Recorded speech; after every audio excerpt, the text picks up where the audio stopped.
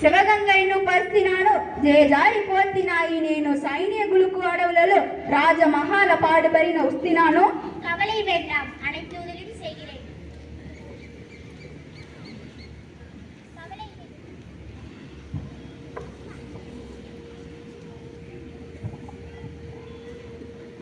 கவலை வேண்டாம், அனைத்து உதவியும் செய்கிறேன். நீங்களும் உங்கள் படையும் விருப்பாட்சி கோட்டையில் தங்கி பயிற்சி செய்யலாம்.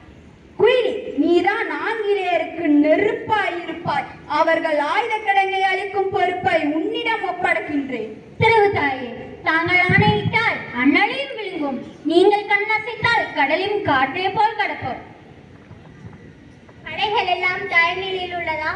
நம் படைகள் எப்போதோ தயாராகிவிட்டன. ஆனால் ஆங்கிலேயர்களை அழிக்க வேண்டும் என்றால் நவீன ஆயுதங்கள் தேவைப்படுகிறது.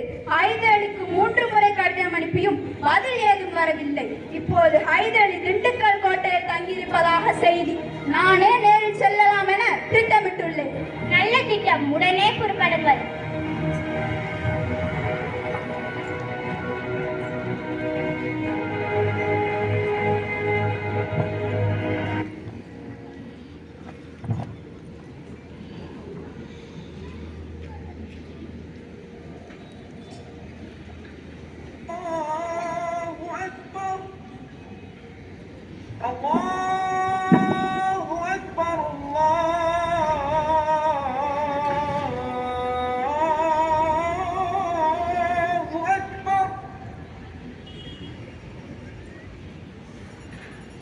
أشهد أن لا إله إلا الله.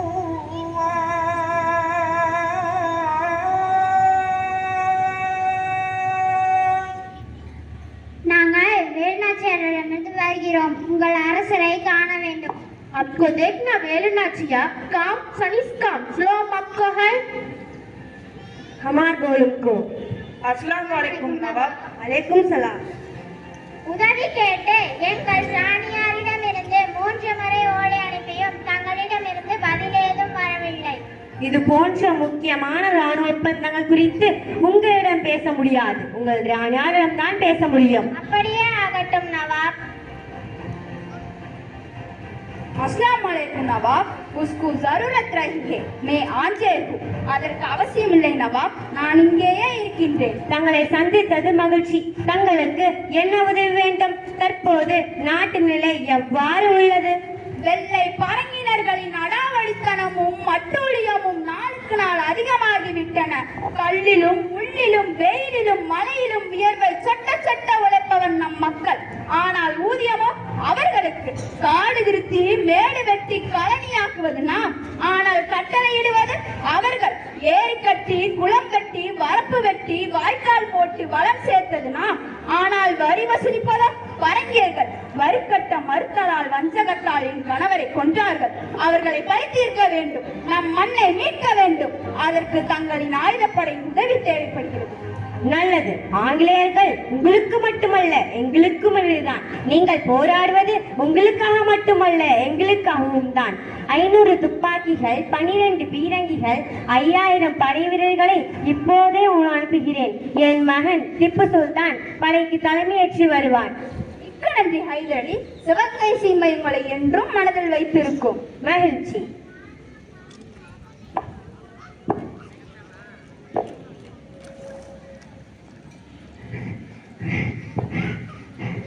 தாயே, தாயே, தங்கள் உத்தரவுப்படி ஆங்கிலேயரின் ஆயுத கிடங்கு அழிக்கப்பட்டு விட்டது.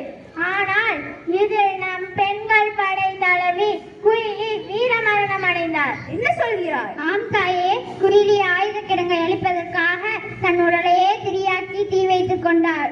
குயிலி புதைக்கப்படவில்லை, விதைக்கப்பட்டுள்ளார். உடனே போர் முரசு கொட்டுங்கள். கர்ப்பிணி பெண்கள், குழந்தைகள், வயதானவர்கள், பசுக்களை பாதுகாப்பான இடத்திற்கு அனுப்புங்கள். 4 திசைகளிலும் படைகள் செல்லட்டும். ஆங்கிலேய தளபதி பாஞ்சோரையும் ஜோசப் ஸ்மித்தையும் எனக்கு உயிரோடு கொண்டு வாருங்கள். உத்தரவு அரசியாரே.